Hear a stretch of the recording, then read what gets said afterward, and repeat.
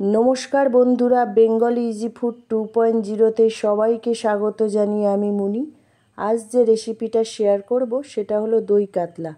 খুব সুন্দর একটা আইটেম, খুব অল্প সময়ে কিভাবে বানাবো সেটাই আমি দেখাবো। এই দই কাতলা সবারই খুব প্রিয়। ভিডিওটা সম্পূর্ণ দেখুন, আশা করি ভালো লাগবে। প্রথমেই আমি কাতলা মাছটাকে দেখাচ্ছি। এটাকে কাটা অবস্থাতেই কিনে এনে ভালো করে ধুয়ে নিয়েছি। আর মশলাগুলোকে দেখিয়ে দেব। টক দই, সর্ষের তেল, পেঁয়াজ বাটা, টমেটো বাটা, কাজু বাদাম বাটা, আদা রসুন বাটা, লঙ্কা বাটা, গরম মশলা, নুন, হলুদ, চিনি আর তেজপাতা। এইবার প্রথমেই আমি কাতলা মাছটাকে নুন হলুদ মাখিয়ে খুব ভালো করে মাখিয়ে নেব নুন হলুদ দিয়ে।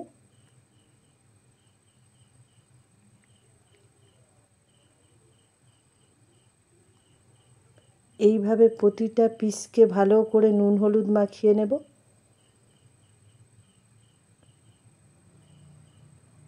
তবে এই কাতলা মাছ ভাজার সময় আমি হলুদ দেব, রান্নাতে কিন্তু আমি হলুদটা দেব না। যেহেতু দই কাতলা একটু সাদাটে হলে ভালো লাগবে। অনেকে হলুদ দেয়, তবে আমি দেব না।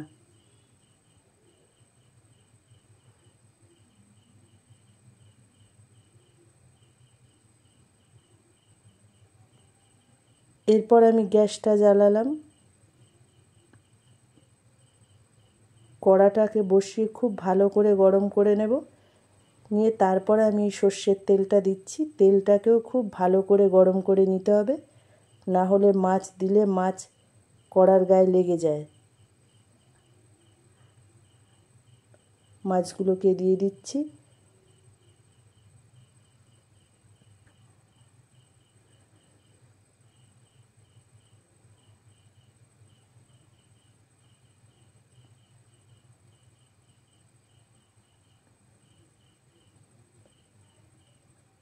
দুবারে মাছটাকে ভাজবো। প্রথমে 4 পিস নিয়েছি, তারপরে বাকিটা নিয়েছি। এইভাবে উলট পালট করে মাছটাকে খুব ভালো করে ভেজে নেব। এবার তুলে নিচ্ছি মাছটাকে।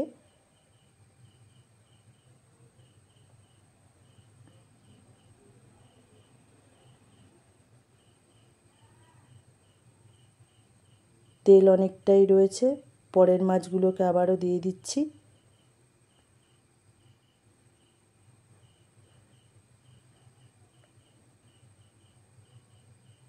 এই মাছটাও ভাজা হয়ে গেছে, তুলে নিচ্ছি।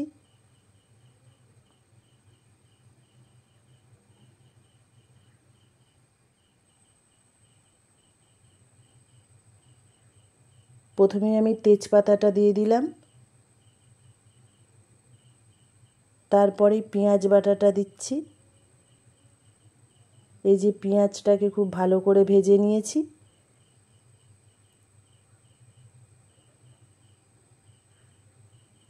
পেঁয়াজ সবসময় বাটা হোক আর বা কুচানো হোক, খুব ভালো করে ভেজে নিতে হয়।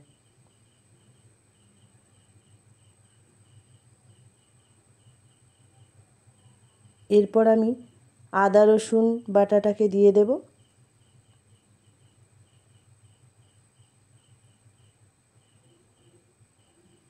তারপরেই টমেটো বাটাটাকে দিয়ে দিচ্ছি।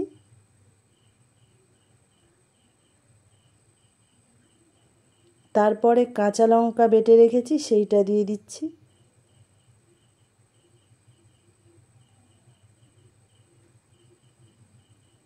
এই সমস্ত বাটা মশলাগুলোকে একসঙ্গে খুব ভালো করে কষিয়ে নেব।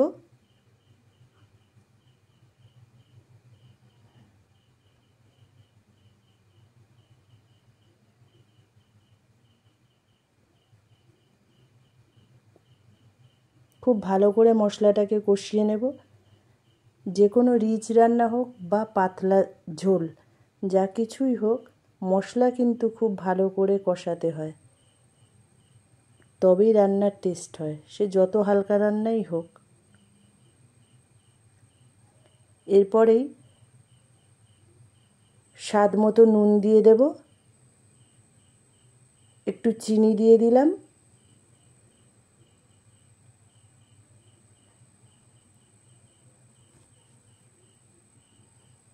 এরপর কাজু বাদাম বাটাটাকে আমি দিয়ে দেব।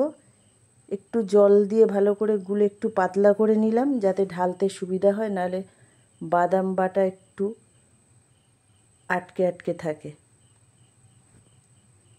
মানে একটু আঠালো টাইপের হয়।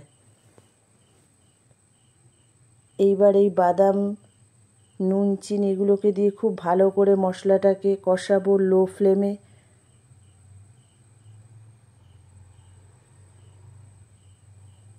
কিছু কিছু রান্না আছে হলুদ ছাড়াই দেখতে খুব ভালো লাগে।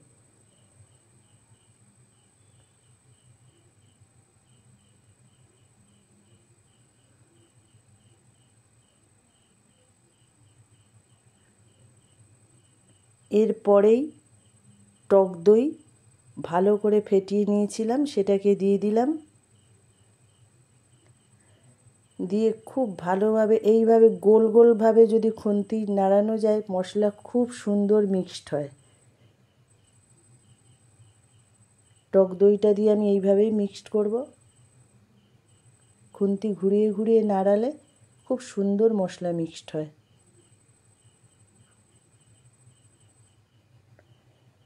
কিছুক্ষণের জন্য একটু চাপা দিয়ে দিচ্ছি। 5-7 মিনিট চাপা দিয়েছি। চাপাটা খুলব।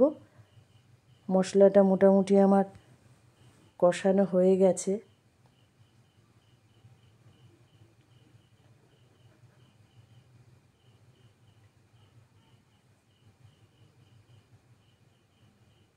এরপরে আমি মাছ ভাজাগুলোকে দিয়ে দিচ্ছি।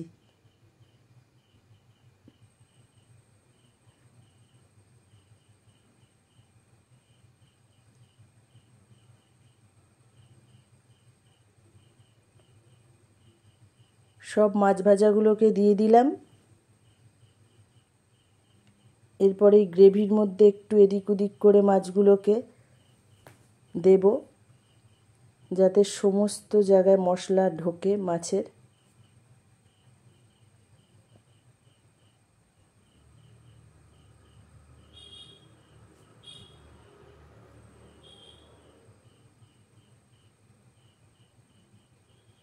এইভাবে হালকা হালকাভাবে একটু তলা থেকে খুন্তিটাকে দেব যাতে ওপরের নিচের সব জায়গায় ঝোল মশলা সব ঢোকে মাছের।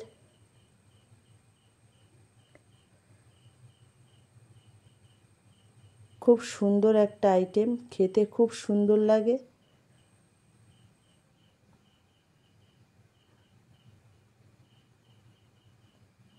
একদম শেষে গরম মশলাটাকে দিচ্ছি।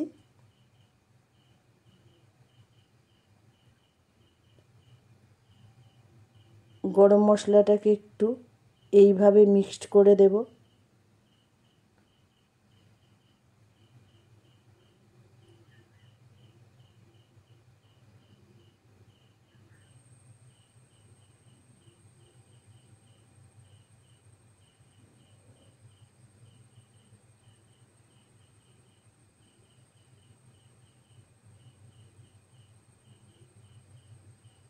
আমি এটা প্যাকেট গরম মশলা ইউজ করেছি, আপনারা চাইলে শিলে বেটেও নিতে পারেন গোটা গরম মশলা।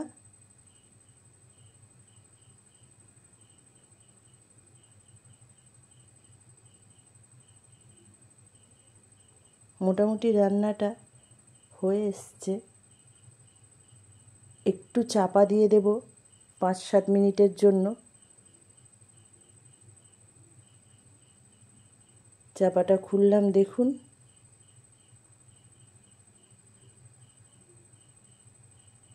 গরম মশলা দেওয়ার পর একটু চাপা দিলে গন্ধটা খুব সুন্দর হয়।